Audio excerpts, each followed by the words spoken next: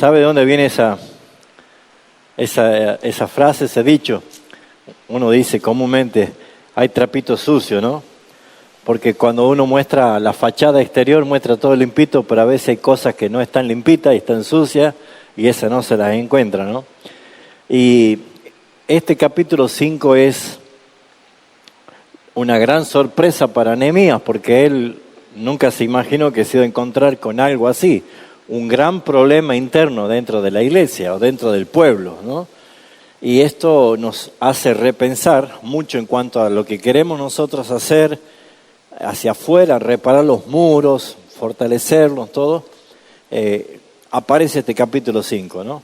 Que es una sorpresa, digamos así, porque Dios le había revelado todo a Nehemías, pero no le había dicho cómo estaba el pueblo.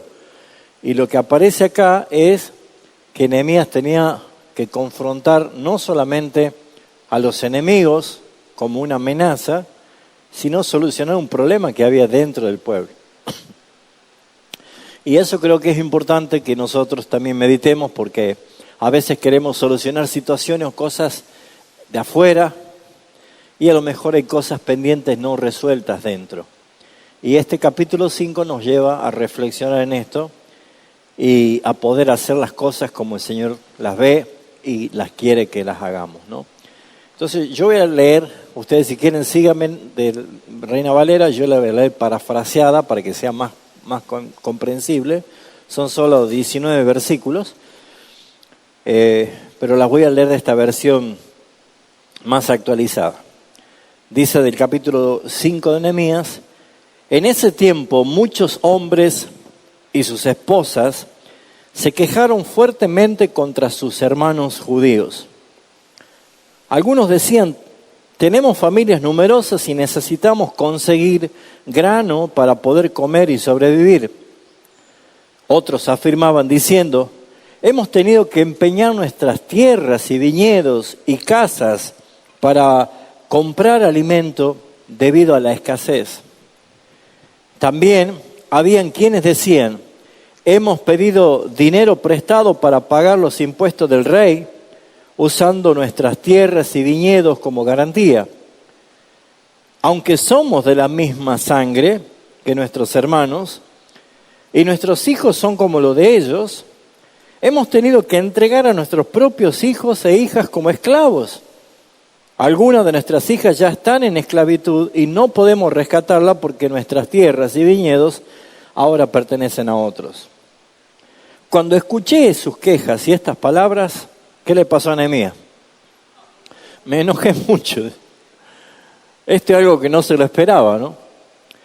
Porque si ustedes se acuerdan cómo hemos concluido la clase anterior, se acuerda del capítulo 4 que estaba la amenaza de todos los enemigos que se habían unido y decían que no sepan ellos que vengamos y entremos y lo hagamos cesar la obra y los matemos y le hagamos daño. En el capítulo 4, el versículo 14, Nehemías le dice: no temáis delante de ellos, acordaos del Señor grande, temible, y pelead por vuestros hermanos, por vuestros hijos, por vuestras hijas, por vuestra mujer y vuestras casas.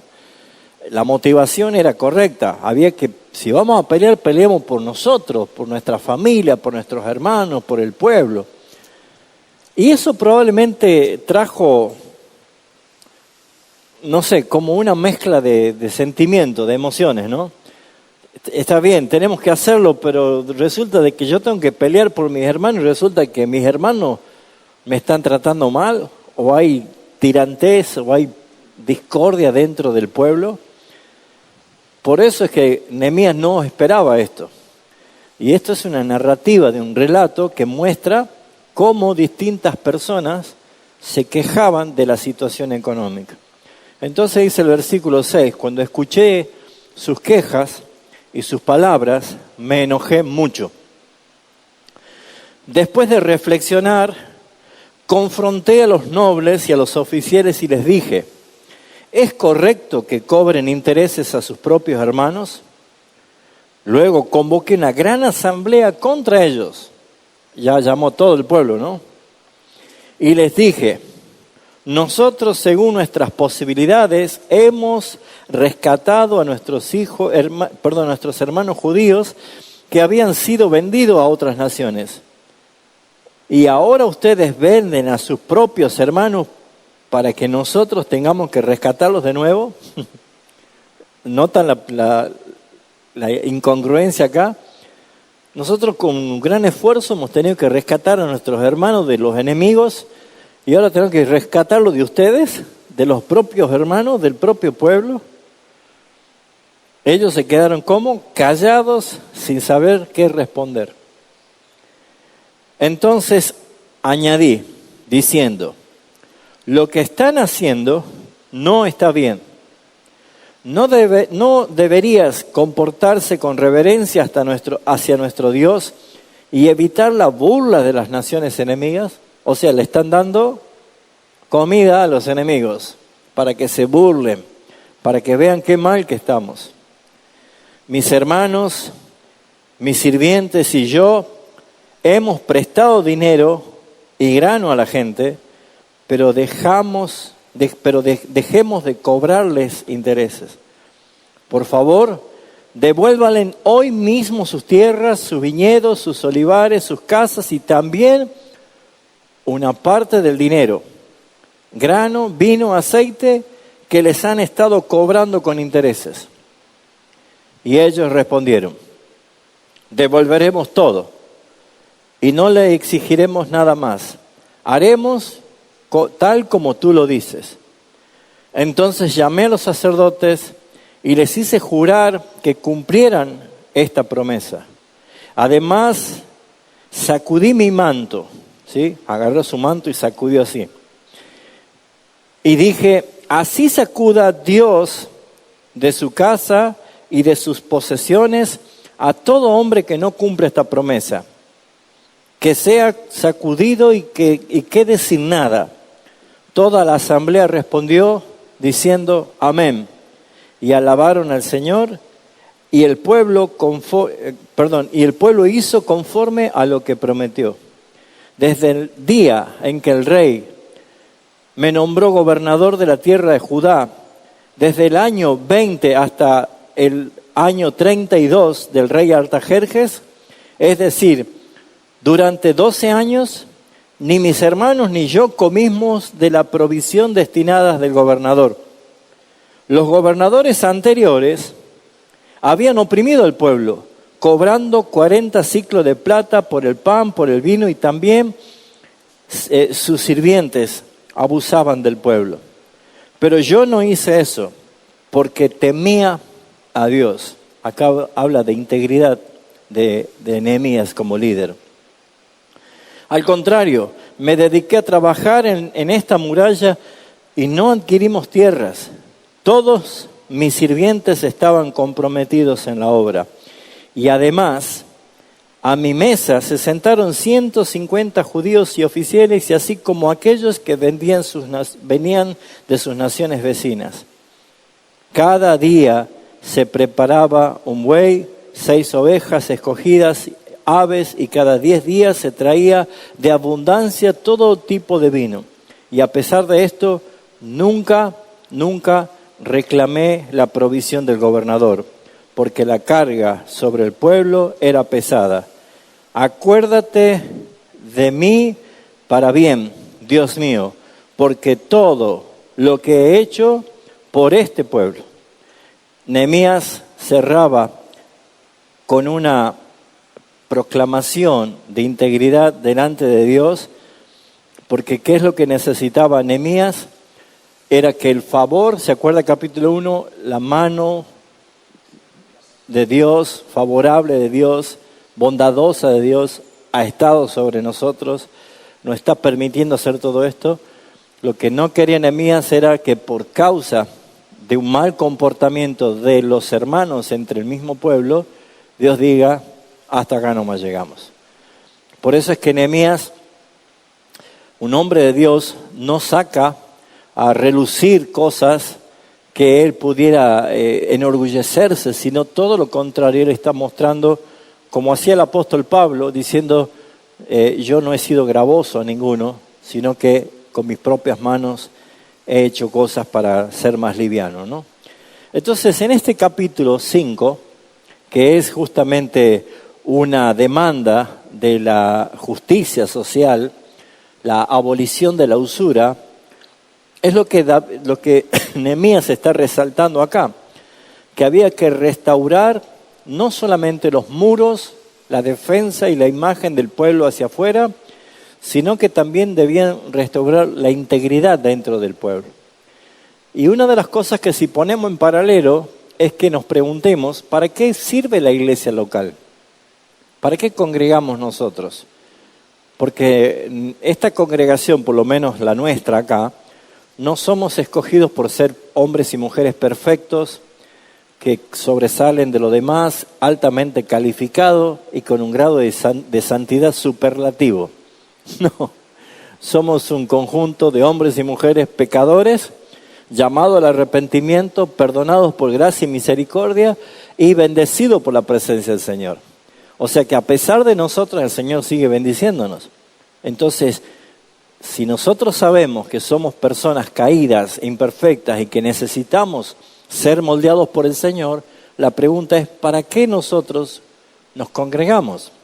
La respuesta clara es para que el Señor moldee nuestra vida conforme a la obra del Espíritu Santo en el modelo de Cristo. O sea, si yo tengo que hacer con un pedazo de masa, un boceto de algo que quiero hacer, tengo que tener un modelo o en la cabeza o en un lugar o ver algo para decir voy a hacer algo así. Bueno, el Espíritu Santo está moldeando la vida de Cristo en nosotros. Y le aseguro que todos nosotros nos veríamos muy favorecidos viendo cómo el Señor va cambiando nuestra manera de vivir, lo que nosotros somos y lo que podemos llegar a ser si nos dejamos moldear por el Espíritu Santo de Dios. Así que lo que vemos acá es algo que provocó el enojo de Nehemías. Se enojó, vio desigualdad, vio injusticia, vio algo que no tenía sentido de que sea porque había costado la libertad del pueblo de Dios de la mano de los enemigos y ahora eran esclavos de los propios hermanos del pueblo, o sea, no había mucho sentido allá. Entonces, el tema central es que la obra de Dios no solamente requiere una reconstrucción física y externa, sino también una restauración espiritual interna que afecta a toda la sociedad, a todos los hermanos. Esa es la esencia de este capítulo 5. ¿Por qué? Porque en el capítulo 6 vamos a ver cómo sutilmente los enemigos entran para engañar a Nehemías, llevarlo a un lugar y allí matarlo, ¿no? Con mentira. Ese era el último intento, porque después ya venían los momentos de victoria y de edificación y de celebración. Pero el capítulo 5 y el capítulo 6 es muy clave para el desarrollo. En otras palabras, el capítulo 5 y el capítulo 6 es clave para saber si nosotros seguimos adelante con un proyecto o lo dejemos de lado y sigamos como estábamos, porque esto lo que demanda el Señor es arreglar cuentas. En otras palabras, lavar los trapitos que están sucios. O sea, si el Espíritu Santo pone el dedo donde duele, donde está la llaga, donde está el dolor, donde la herida está abierta, es donde hay que urgente sanar, donde hay que trabajar allí. Estos son temas que a veces me gustaría tocarlo un domingo para toda la iglesia, ¿no? Pero el Señor quiere que se lo hable a ustedes. Y de ustedes propáguenlo. Porque somos un cuerpo. Cuando yo me lastimo el dedo me duele todo el cuerpo, pero ¿cómo se llama? El antibiótico, la medicina va en la herida, ¿no? Y todo el cuerpo se sana. Así que de alguna forma con ustedes va a llegar para todos. La sanidad va a llegar para todos. ¿Qué es lo que vemos del versículo 1 al versículo 3? Hay un clamor, es la realidad, golpea una realidad tremenda. Porque ¿qué es lo que escucha Nehemías? Reportes. ¿Dónde estaba la amenaza? Afuera. ¿Dónde estaba el peligro? Afuera. Según capítulo 1, 2, 3 y 4. Los enemigos conspiraban, se unían, querían destruir la obra. Pero ¿dónde estaba el problema más real? Adentro. Y así somos nosotros. A veces nosotros queremos solucionar cosas externas y a lo mejor dentro de nosotros está el problema. Problema en el matrimonio, problema en la familia, problema en mi relación con el Señor, problema con hermanos de la iglesia. Pregunta, ¿va a prosperar la obra de revitalización o reconstrucción si no soluciono esto? El hecho es no, porque Nehemías resalta, no está bien lo que están haciendo. Y los lleva a que ellos mismos se autocalifiquen cuando él les pregunta a los nobles, a todos los que estaban allí, él les pregunta, ¿está bien lo que ustedes están haciendo? En la Reina Valera que ustedes tienen allí, el versículo 6, cuando dice, y me enojé en gran manera cuando oí su clamor y estas palabras, lean lo que dice el versículo 7, dice, entonces, ¿qué pasó? Lo medité y respondí. No hay, ¿qué notan ahí cuando dice lo medité? No dice, y le respondí a los nobles. Lo medité, ¿pero qué significa eso? Lo pensó, ¿qué más? Reflexionó, manejarse ¿cómo? Con prudencia, con calma. Exacto, ¿sí? Fíjense ustedes qué importante es que no hay arrebato, no hay atolondramiento. ¿Cómo actuamos nosotros cuando vemos algo que nos enfurece? Primero reaccionamos y después meditamos lo que hicimos, ¿no? Ahí está el problema. La Biblia nos enseña el orden de las cosas que se hacen con éxito, con bendición. El enojo estaba, la causa estaba, era noble, era real, como diciendo, acá lo sacamos a patada todo esto, ¿no? Pero él dice, y lo medité. Escuché, oí sus palabras y lo medité. Esa pausa del meditar es la que les recomiendo que ustedes la hagan grande en sus vidas. Somos muy pocos el ejercicio de la meditación. Eso más bien se da allá en los orientales, ¿no? Nosotros los occidentales no somos de meditar, somos de arrebatados, somos explosivos, pero no somos de meditar. Por eso incluso ni meditamos la palabra muchas veces, tragamos así nomás, ¿no? Pero meditar es hacer el uso de la razón y el pensamiento impregnado, guiado por la fe a una conclusión. Necesitamos meditar. ¿Qué es lo que voy a hacer ante esta situación? Voy a dar un ejemplo. En mis años de creyente y en mis años como pastor ya, he tenido muchas situaciones difíciles. Gente que me ha ofendido, gente que me ha causado mucho mal y seguramente la primera reacción es evitarlos, o no saludarlos, o esquivarlos. Pero con el crecimiento, la madurez y el correr del tiempo, uno ya actúa de otra forma. Ahora hay que meditarlo. Porque una de las cosas que resalta este capítulo es que en todo tiempo, mal o bien se estén portando, eran hermanos. Eran hermanos. Y es lo que quiero transmitirles a la congregación entera y a ustedes que vienen a las clases.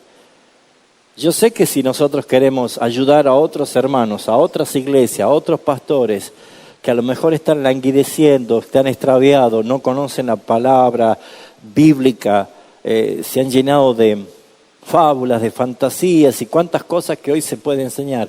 Y de pronto nos damos cuenta que acá hace falta llegar con la palabra, llegar con la verdad, ayudarlos, orientarlos. La pregunta es, ¿hay alguna barrera que nos separe? ¿Hay algo que nos esté separando? Rencor, falta de perdón, heridas, cosas que han quedado marcadas. Medite. ¿Voy a seguir así? Total, cuando yo me muera, el cielo debe ser tan grande que Él puede estar en una orilla y yo en otra, ¿no? Y como somos millones de millones, capaz que ni nos cruzamos en la eternidad. El Señor dice que si tenés un problema con tu hermano, no vengas ni siquiera a traer la ofrenda.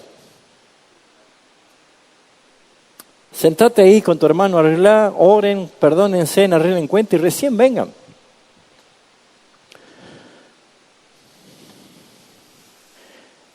Si bien es cierto acá se trataba de plata, detrás de eso estaba la ofensa, ¿no? Mira, Sergio, necesito pagar la tarjeta, ¿podrías prestarme dinero? Sí, mi hermano, él me presta el dinero, yo voy y pago la tarjeta, y cuando le quiero devolver, dice, no, pará, va con intereses. Yo, si no, anda a un banco, ¿eh? Uy, hermano, y el hermano me cobra intereses más que el banco. Esa era la realidad, lo que estaba pasando. Y lo peor es que cuando yo no tenía, porque le acabo de pedir para pagar, a mí me estaban embargando las cosas, él me hace juicio. Y me quita lo poco que tengo y le tengo que entregar incluso hasta a mis hijos que vayan a trabajar de esclavo para él. Así que la deuda ya no era económica, la deuda era ¿cómo? Emocional, moral. Yo estaba herido con el hermano, estaba ofendido, no esperaba que él me trate así. Por eso dice, ¿somos de la misma sangre? ¿Nuestros hijos son igual que sus hijos? Y sin embargo están nuestros hijos esclavos de ellos. Acá hoy no se utiliza esto, ¿no? Porque si no estaríamos nosotros teniendo ahí lavándome la ropa a los hijos de Lucho y Cintia, ¿eh? Se vienen a lavar la ropa a la casa, a limpiar el piso.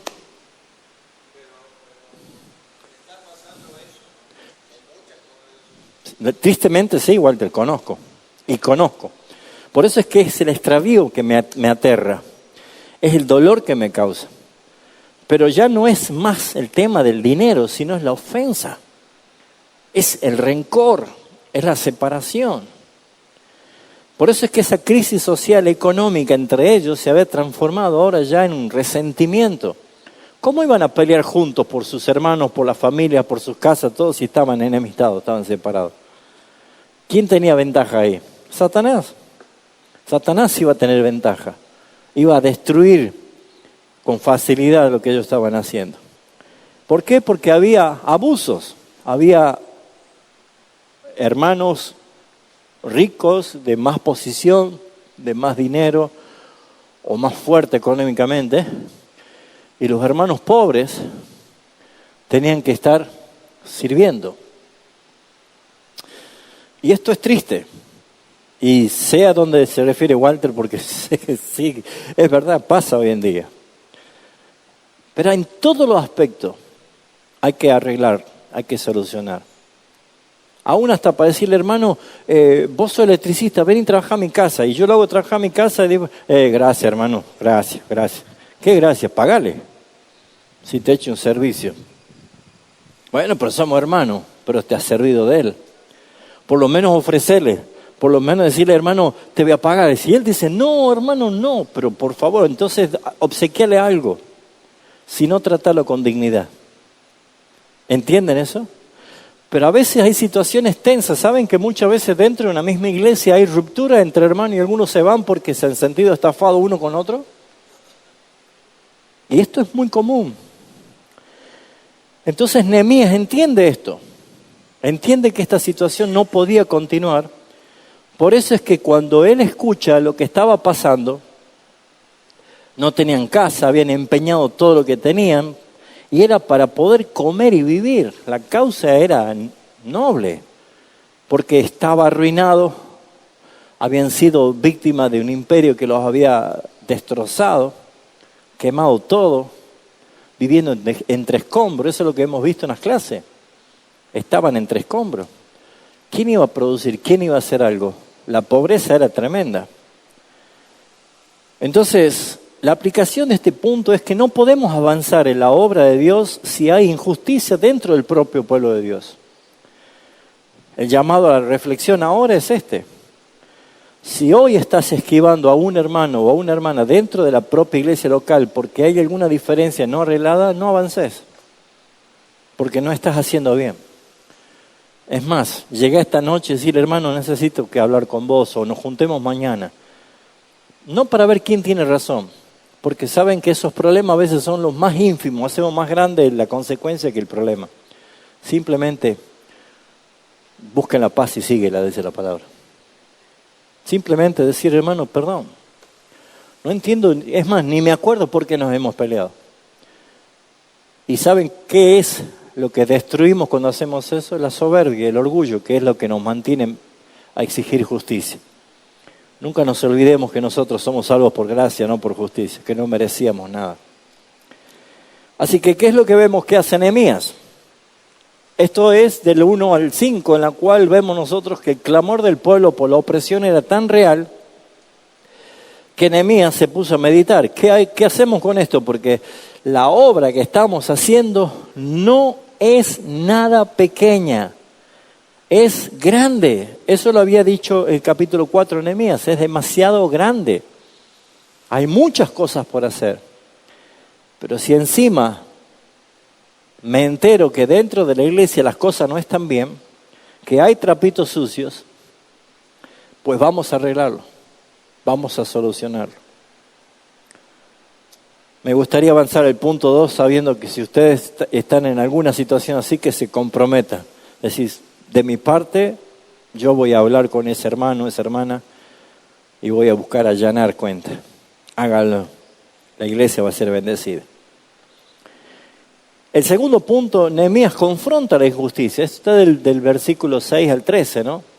El enojo de Nehemías confronta la injusticia. Y lo que vemos nosotros es una santa indignación, un llamado a la restauración. Hace poquito prediqué un domingo sobre un día de furia. ¿Se acuerdan del Señor Jesús sacando el látigo? Y esto apunta a Cristo, esto es un tipo de Cristo. Cristo es el antitipo, el cumplimiento de esto. La indignación y el llamado al arrepentimiento. El celo de mi casa me consume. Por eso es que nosotros vemos que lo que hace Nehemías acá es reprender la actitud, no avalarlo. Y tristemente en muchas de estas iglesias que necesitamos que Dios traiga luz para revitalizar, la mayoría de esos pastores y líderes omiten el pecado de los más poderosos porque los compran con sus diezmos, con sus dinero, con sus dádivas. Esa gente que más dinero pone en la iglesia son los que más manipulan a los líderes. Tristemente pasa eso. Y los hermanos, los más pobres, los más débiles, ven cómo el líder se siente encandilado. Los llevan a cenar en el mejor lugar, le pagan la mejor ropa. Es muy sutil Satanás con esto. Por eso es que Nehemías, dice el versículo 6, que él se enojó. Medité, respondí, ¿a quiénes? A los más débiles, a los de más bajo nivel, a los más pobres, ¿a quiénes? Va a la cabeza. A los nobles y a los oficiales. ¿Se acuerdan que esa era la calidad de persona que comenzó el desafío de la reedificación? Los principales, los nobles, los sacerdotes, personas que estaban en rango alto. Nehemías apunta a la causa del problema. Y la causa del problema es que el corazón del liderazgo en muchas de las iglesias está corrompido por el dinero. Aman más el dinero que la causa de Cristo. Aman más el confort y todo lo que puede generarle esto, sin importar que le pise la cabeza a cuántos hermanos. A mí me entristece esto, esta realidad. Cuántas iglesias los hermanos son sirvientes y los tienen haciendo vigilias toda la noche para hacer empanada, para vender, para salir a vender. Cero enseñanza de la palabra, cero dignidad. No les enseñan a crecer. Les enseñan a tener una mentalidad de esclavitud. Y Nehemías dijo, esto no va así. ¿Cómo vamos a reconstruir? ¿Cómo vamos a reparar? ¿Cómo vamos a volver a ser una nación poderosa? ¿Cómo vamos a transmitir miedo a nuestros enemigos? Teniéndolo a Dios de nuestro lado, si ustedes tienen esa actitud. Así que Nehemías, cuando los llama, les hace esta pregunta. ¿Exigís interés a cada uno de vuestros hermanos? Yo no puedo creer. ¿Ustedes están cobrando intereses a sus hermanos? ¿Quieren lucrar con sus hermanos? ¿Quieren aprovecharse de su necesidad? Porque ustedes verán en qué justifican. Versículo 2 dice, para comer y vivir. No dice para ir de vacaciones, para cambiarme el auto, para comprarme un aire acondicionado y dormir bien en la pieza. No. Estaban endeudados, estaban vendiendo, hipotecando, empeñando sus tierras, sus casas, porque no tenían para comer y para vivir. Y dicen, somos muchos, somos familias numerosas y nuestros hijos no tienen qué comer. O sea, ante la necesidad. ¿Y saben qué ve Dios en este momento? Es el negocio que se hace con la fe. Muchas de las iglesias se llenan de personas necesitadas. ¿Quién no tiene problema económico? ¿Quién no tiene problema físico, de enfermedades, emocionales, alteraciones psiquiátricas? ¿Quién no tiene hijos de las drogas? ¿Quién no tiene situaciones de divorcio, de violencia sexual, violencia familiar, matrimonial? ¿Y qué hacen las iglesias que tienen esta conducta? Estos pastores que tienen estas conductas. Usar la necesidad para su lucro. Esto dice Nehemías, ustedes están usando esta necesidad para sacar intereses para ustedes, para sacar ventajas para ustedes. Por eso cuando yo les pido a ustedes que en las clarinadas oren por un avivamiento en Tucumán, para que Dios abra los ojos de las iglesias, de los pastores y los líderes, es para que se hagan esta pregunta, ¿está bien lo que están haciendo? Y nosotros aquí, ¿está bien lo que estamos haciendo? Hermanos, el agua está corriendo y el que no quiere beber del agua es problema de uno. Pero el agua está corriendo. Cada vez que hay enseñanza de la palabra, cada vez que hay convocatoria para escuchar, para formarse, para crecer, es agua que corre. Y si tu alma tiene sed como el ciervo, va a bramar por esa corriente y va a buscar saciarla. Pero ¿cuántas personas están en ignorancia, no saben, no conocen y lo único que pueden hacer es simplemente ser esclavos? Así que Nehemías los exhorta. ¿Cuál fue la actitud de los nobles y los oficiales? Dice, convoqué contra ellos una gran asamblea.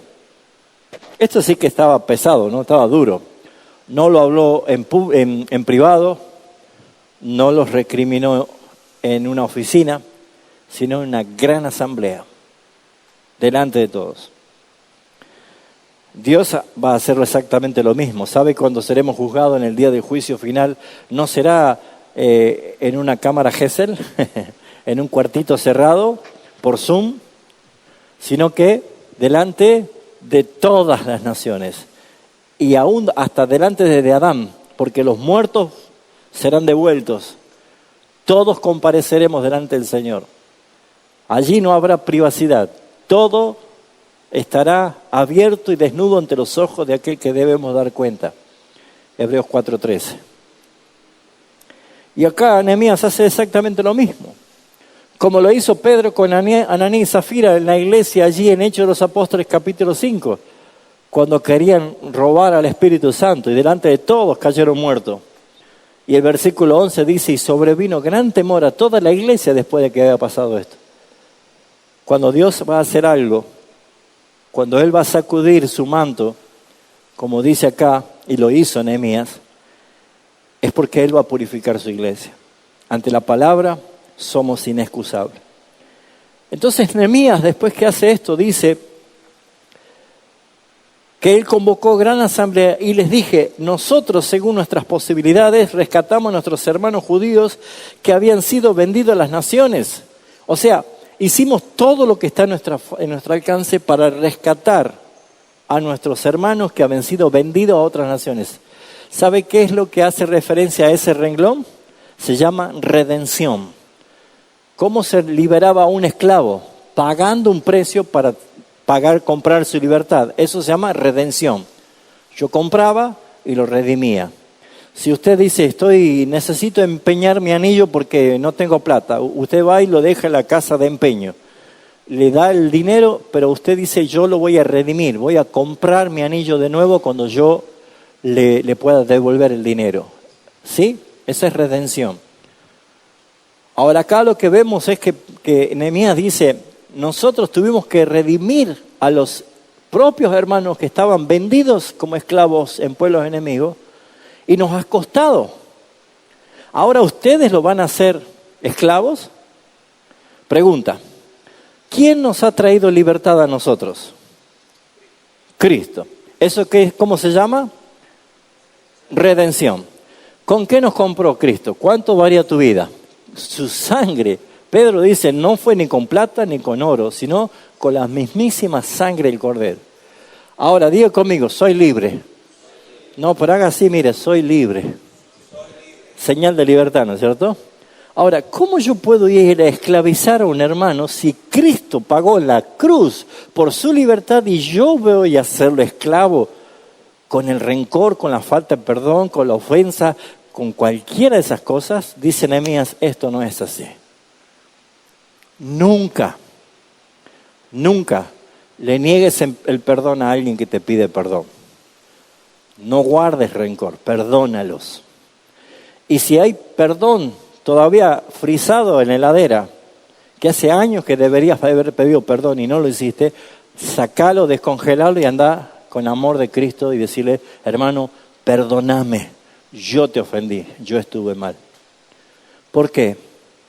Porque no está bien que si han sido redimidos por Jesucristo, ahora sean esclavos de la misma iglesia, de los mismos hermanos.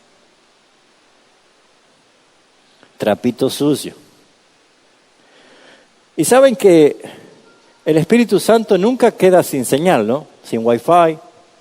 El Espíritu Santo nunca se le rompe el pin de carga, nunca. Jesús dijo, Él viene para hacerlos convencer a ustedes del pecado, de justicia y de juicio. Él viene para estar dentro de ustedes. Ahora, el problema es no que el Espíritu Santo no les hable, sino que ustedes no oigan su voz y endurezcan su corazón. Ese es el problema. Porque te aseguro que hace rato que el Espíritu Santo te está diciendo, no haces bien de no hablar a ese hermano, no haces bien de no saludar a ese hermano. Y uno cree, no, el tiempo cura las heridas, no, el tiempo acumula ira de Dios por cosas no resueltas. Ese es el problema. Por eso, hermanos, la solución en el matrimonio, la solución en el hogar, la solución entre padres e hijos, la solución entre los hermanos de la iglesia o con hermanos de otras congregaciones, es obediencia, es redención, es ir y confesar y pedir perdón, porque eso es lo que el Señor nos está demandando. Entonces, ¿qué es lo que vemos acá después de la indignación que tenía Nehemías? Él, cuando escucha esto, dice, nosotros los rescatamos, vosotros vendéis a uno de vuestros hermanos y serán vendidos a nosotros. No tiene sentido. ¿Y ellos qué hicieron? Callaron, no tenían respuesta, no saben qué le iban a decir. ¿Sabe cómo se dice eso en boxeo? ¿Vio cuando le pegan una trompada al boxeador y se ríe? ¿Cómo se dice? Acusó el golpe, dice, ¿no? O sea, lo sintió, dolió y se ríe, ¿viste? Como no pasa nada. Esta sensación de no tener palabras es porque ellos sabían que estaban haciendo mal. Nada más que faltaba que venga alguien y se los diga. Por eso es que cuando yo les mandé ayer ese pequeño videíto invitándolos y hoy escribí para que vengan, yo oraba diciendo, Señor, que a pesar de que hermanos no puedan venir o no vengan a la clase, tu Espíritu Santo está donde yo no voy a estar y tu palabra está donde mi palabra, lo que yo puedo transmitir, no va a estar. Que sea para todos, que llegue a todos. Y más si lo usa ustedes. Compartan un devocional en el capítulo 5 y cuéntenle, narren. Y van a ver que Dios va a estar firmando al pie de la letra cuando hay decisión de decir, amén, vamos a hacer eso, Señor. Así será como lo has dicho.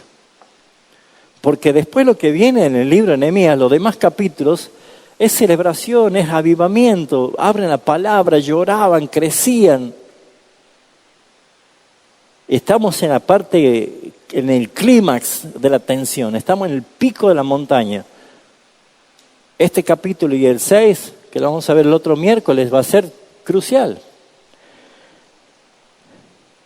Pero ¿qué es lo que vemos seguidamente? Versículo 8 dice, y les dije nosotros, ya esa leí esa parte, ¿no? El 9, perdón. Y dije, no es bueno lo que hacéis. No es bueno lo que hacéis. ¿No andaréis en el temor de nuestro Dios para no ser oprobio de las naciones enemigas? O sea, si ustedes no hacen lo que les estoy diciendo, las naciones enemigas se van a burlar de ustedes. Ya somos motivo de burla a todo el mundo, y no por la palabra del Señor específicamente, sino por el pésimo testimonio que tiene la iglesia evangélica. Desde el solo hecho de tener personas públicas que son como, no voy a nombrar, pero ustedes ya lo saben, estos que aparecen en la tele por todos lados y que hacen mega show, pero lo único que hacen es tener sus aviones privados y hacer tours por todo el mundo haciendo su show y cuantas cosas más. La gente se burla. La gente se burla. Ese famoso Cositorto, ¿no?, que está preso por estafa, generación Zoe, ¿no? Hasta es un lenguaje cristiano, ¿no? Bueno, es supuestamente un cristiano que hacía estafa con la necesidad de la gente. Pero está lo peor, los que muchos se dicen pastores y líderes que no tienen empatía con la gente, no tienen testimonio de dolor. La pregunta es, ¿está bien lo que están haciendo ustedes? ¿Van a darle motivo a las naciones enemigas que sean burlas de nosotros?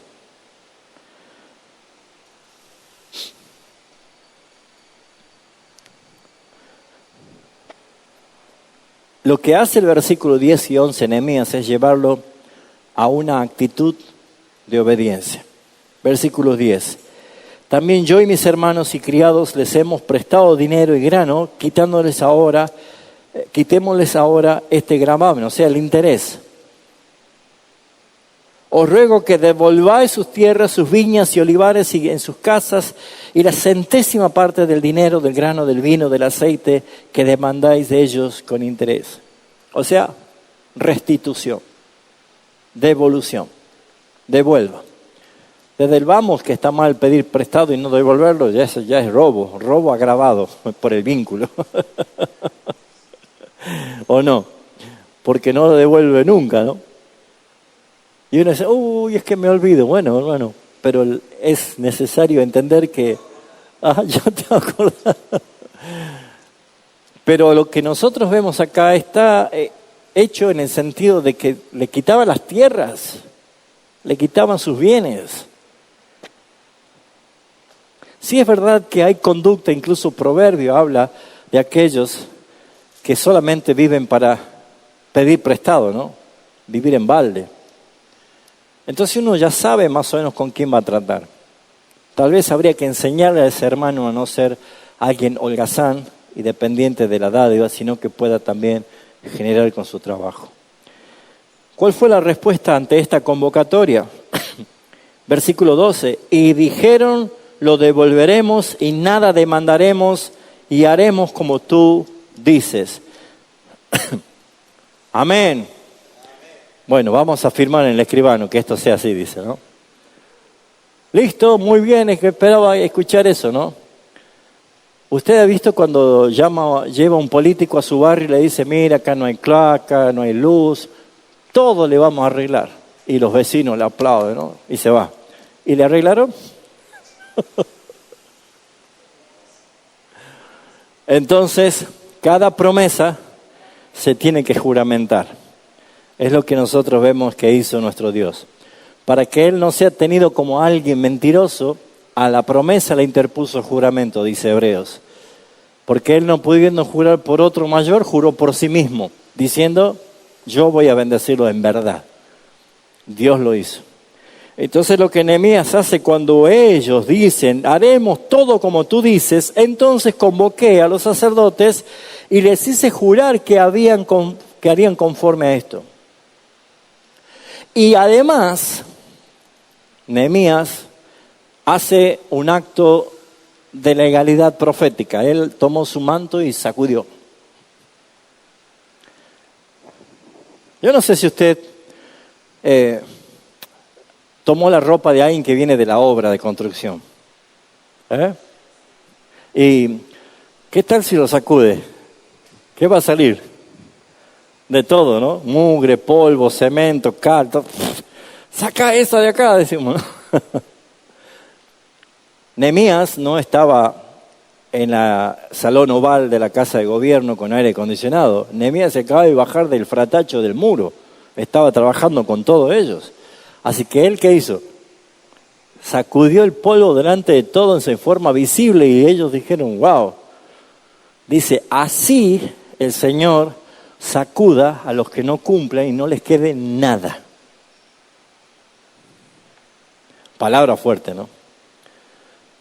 Lo que Nehemías está diciendo es lo que Salomón en Eclesiastés dice, cuando Dios hagas una promesa, no te tardes en cumplirla. Él no se complace de los insensatos. Cumple lo que prometes. Necesariamente hay que hacer lo que Dios está haciendo testigo allí. Entonces, cuando él hizo todo esto y dijo, así sacuda Dios a tu casa y de su trabajo, a todo hombre que no cumpliese, así sea sacudido y vacío, o sea que no le quede nada. Respondió toda la congregación, amén, y alabaron a Jehová, y el pueblo hizo conforme a esto. Mis hermanos, Cristo es el que fue sacudido por nosotros. Cristo fue exhibido. Él no le quedó nada. Fue despojado de todo. Él fue el que pagó nuestras culpas. Cristo es el que ya lo hizo por nosotros. Entonces, teniendo ya la redención y teniendo el pago de la penalidad, doblemente seamos temerosos de su nombre. Doblemente seamos temerosos de su obra. Hagamos lo que Dios nos manda hacer, pero lo hagamos con amor, no quejándonos, disfrutando de lo que hacemos. Ahora está fresquito, podríamos estar en la casa tomando aire, algo fresquito así, descansando. Pero estamos acá. Y si estamos acá, lo hagamos con amor, lo hagamos con ganas. ¿Por qué? Porque Dios está hablándonos. Y cuando habla el Señor, su palabra no vuelve vacía. Por eso es que no me preocupa la multitud de oyentes. Con 2 o 3 es suficiente. Porque el Señor se sirve de su fruto cuando da 100 por 1. Y es lo que yo anhelo. Vamos a ir al desenlace, ya terminamos. Así que cuando Nehemías confronta a la justicia, llama a un cambio, les exhibe su error, les demanda la restitución, les recuerda que ya fueron rescatados y no vuelvan a ser esclavos, la verdadera transformación comienza con el arrepentimiento y la restitución. Es lo que debe pasar en Tucumán para que haya avivamiento. Que Dios traiga en el corazón de cada pastor, de cada hermano, de cada iglesia, de cada lugar, arrepentimiento y restitución. Para nosotros parece difícil, tal vez imposible, para Dios no. Si oramos conforme a su dirección, Él lo va a hacer, porque su nombre va a ser glorificado. Desde el capítulo 5, del 14 al 19, nosotros vemos ya el desenlace de esta historia. ¿Por qué? Porque lo que vemos es que Nehemías habla de su integridad y de su servicio sin aprovecharse del pueblo. Había integridad. Había un ejemplo marcado. Mi Dios pues suplirá todo lo que os falte conforme a sus riquezas en gloria en Cristo Jesús. Si yo digo amén y no lo creo, no tiene sentido decir amén. Pero si Dios lo dijo y yo lo creo, entonces el amén va a ser, Señor, va a venir de parte tuya mi providencia, nada me va a faltar. Pero no sea mi necesidad que me lleve a servirme de otros, peor, de la trampa que Satanás tira. Nunca antes habían visto ustedes que hay tantos niños atados al vicio de la timba virtual. Niños de 6, 7 años de primaria están descargando juegos virtuales para tipo casino. Cualquier redes sociales. Lo primero que le va a llegar a ustedes son todo tipo de manera de enriquecerse. Manera de enriquecerse. El algoritmo ya tiene preparado un disparador inmediato que apenas usted por curiosidad tal vez quiso ver cómo ganar dinero viendo YouTube.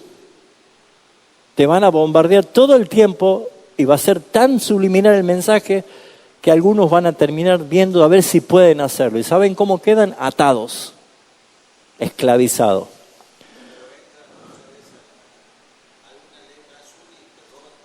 Todo. Y ahí está.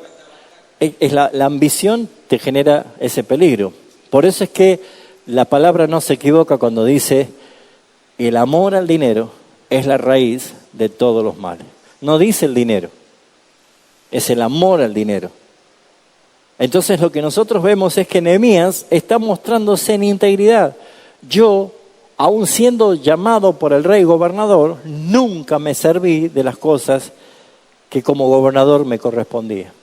Los que estuvieron antes sí, los ultrajaron, se sirvieron de ustedes, pero yo no. Yo estuve trabajando con ustedes. Esa integridad es importante, porque la gente está descreída del evangelio porque hace la ecuación, evangelio igual dinero. Esa es la ecuación que hace la gente. Ya la gente no ve evangelio igual a salvación. Es evangelio igual negocio, estafa, dinero. La tarea es grande, el escombro es mucho, pero hay que lavar los trapitos que tenemos dentro. Empecemos en nuestra iglesia, empecemos entre nosotros a ver si hay cosas que han quedado pendientes. Capaz que ya han quedado en olvido, pero eso no se soluciona con el tiempo, sino en la cruz. Vayan juntos delante del Señor y digan, Señor, hemos pecado, perdón. Y la obra de la dedicación, que la encontramos nosotros del versículo 16 al 19, es cómo termina Nehemías orando. También en la obra de este muro, restauré mi parte y no compramos heredad, ni todos mis criados juntamos estamos allí en la obra. Dice, además, 150 judíos y oficiales venían de las naciones y habían alrededor de nosotros, estaban en mi mesa. O sea, ¿qué está mostrando? Cordialidad. Está mostrando providencia de Dios. Él suple para todos. Pero una de las cosas que hace referencia en este punto final, Nehemías, es lo que dice el versículo 19. Acuérdate de mí para bien, Dios mío. Nehemías delante del Señor apela a su integridad. Y saben, hermanos, vuelvo a decir lo que dije desde el primer día. Nosotros no somos mejor que nadie. Dios lo sabe. Pero hemos decidido abrazar la verdad de la palabra del Señor. Y no es poca cosa. Y a veces la palabra del Señor, no a veces, es, como dice la Escritura, un martillo que quiebra la piedra. No son pétalos de rosa. Es un martillo. Así que es muy probable que nosotros permanentemente experimentemos que somos sacudidos, golpeados por la misma palabra del Señor, pero es para nuestro bien. Tristemente, en muchos púlpitos la palabra ya no existe. Se ha suplantado por la fábula, por la motivación. Se ha llevado adelante cuentos, chistes, bromas. Entonces, creo que tenemos suficiente motivo para decir, en nuestra sencillez y humildad, Señor, acordate de lo que nosotros estamos haciendo. Y de todo lo que hice por este pueblo. Porque ¿qué quiere Nehemías? Que el testimonio sea el que respalde la obra que se va a hacer afuera. Tu testimonio, tu integridad, lo que Dios te manda hacer, la respalde con tu vida. Entonces, cada líder, conforme al corazón de Dios, no busca su propio beneficio, sino de servir al pueblo del Señor y que el nombre del Señor sea glorificado. ¿Quién encaja perfectamente en este diseño? Cristo. Cristo podría, cuando se acuerdan en Marcos, los primeros capítulos que los demonios los miraban y decían, sabemos quién eres el santo de Dios. O sea, nadie lo conocía a Cristo, los demonios lo conocían a él, ¿no? Y él le decía, shh, cállate, no dejaba hablar, sal fuera. Se va a la región de Gadara y viene, ¿qué tienes con nosotros, hijo del Altísimo? Los demonios lo reconocían y Jesús no lo dejaba hablar. Cuando él estaba en la cruz y todos se burlaban, Jesús podría haber dicho, ya van a ver cuando baje acá. ¿Ustedes saben a quién se están burlando? Yo soy Dios, yo soy el Hijo de... No, Padre, perdónalos. Nunca sacó chapa, nunca hizo uso de quién era Él. Él no abrió su boca, dice, como cordero fue llevado al matadero. Él es el más humilde que Nehemías. Él es el sacrificio mejor que el de Nehemías. Él es el que tiene más integridad que Nehemías. Y en nombre de Él es que nosotros recordamos todos los meses en Santa Cena, en memoria de Él. Por eso, mis hermanos, es que cada vez que nosotros veamos algo que tenemos que hacer y no podemos hacer, no nos frustremos, miremos a Cristo, que Él sí lo logró por nosotros. Él lo hizo por nosotros. Así que, mis hermanos, salir afuera o hacer contacto con otros pastores, con otras iglesias para ayudarlos, para bendecirlos, para nosotros es una tarea difícil como la del capítulo 4. Muchos por hacer, pero para el Señor no. El Señor es el que lo va a hacer. Por eso es que concluyo con esto. Nosotros tenemos que ver que esta enseñanza nos relata la construcción del muro como un proyecto que no fue solo de Nehemías, sino de todo el pueblo que estaba con él. Si Nehemías venía de integridad, ahora se encontró con un pueblo que tenía deficiencia. Nehemías no le dijo, Señor, aniquílalo a este pueblo y mándame ángeles que me ayuden a terminar. No. Nehemías fue un pastor acá. Los guió a que se arrepientan, a que se reconcilien, que busquen lo mejor los unos a los otros. Por eso es que ante la situación que estaba pasando, Nehemías no guardó silencio, no fue indiferente, no se dejó sobornar por los nobles que eran ricos y le traían dádivas, sino que su respuesta y su indignación fue justa, meditada, pensada en los planes del Señor. Así que, mis hermanos, ¿hay cosas para arreglar en tu vida? Hoy, porque si lo dejas pasar, no vas a estar haciendo lo correcto. Debes ser usado por el Señor para bendecir a otros, ayudar a otros, pero especialmente para que el nombre del Señor sea glorificado. Amén. Vamos a orar. Tenemos buen tiempo. Nos vamos antes que venga la lluvia. Te damos gracias, Padre Celestial, por tu palabra. Cuán perfecta, cuán verdadera que es. Señor, gracias. Gracias porque nosotros genera lo que a veces no nos imaginábamos. No solo el hecho de recibirla, sino también de sentir que crece dentro de nosotros esa semilla. Y que nos impulsa de alguna manera, Señor, a poder ofrecerte a ti ese sacrificio. Haz como lo hiciste con Nehemías, úsanos para poder llevar a otros a la reconciliación contigo y entre ellos mismos. Ayúdanos a proclamar la libertad de los hermanos que están esclavizados cuando tú ya los hiciste libres. Te pedimos, Padre, que tú nos guíes en tu sabiduría, que nos ayudes en tu justicia, en tu verdad, y que caminemos en esa integridad como la que exhibió Nehemías y mucho más como la que Cristo hizo por nosotros. Te lo ruego, Padre Santo, que tú nos abras más el entendimiento, que traigas avivamiento a Tucumán, a las iglesias, que no sean pocas, sino que sean muchas, que empiecen a despertar a las sanas doctrinas, tu palabra, Señor. Que el temor reverente caiga sobre los pastores y predicadores para ser verdaderos guiadores y apacentadores de tus ovejas, Señor, porque son tuyas, no de nosotros. Hazlo, Padre, glorifícate. No sabemos cuánto tiempo nos queda en este mundo, no sabemos cuándo llega el final, pero que tú nos halles con la fe intacta cuando vengas, que tú nos encuentres trabajando en la obra, Señor. Te doy gracias por esta noche, por los hermanos que pudieron venir. Gracias, Señor. Gracias por sostener con sus ofrendas la iglesia. Gracias por todo lo que tú nos bendices. Gracias por el tiempo que apartan. Pero pedimos sobre todas las cosas, Señor, que tu nombre sea glorificado. En el nombre de Cristo Jesús. Amén.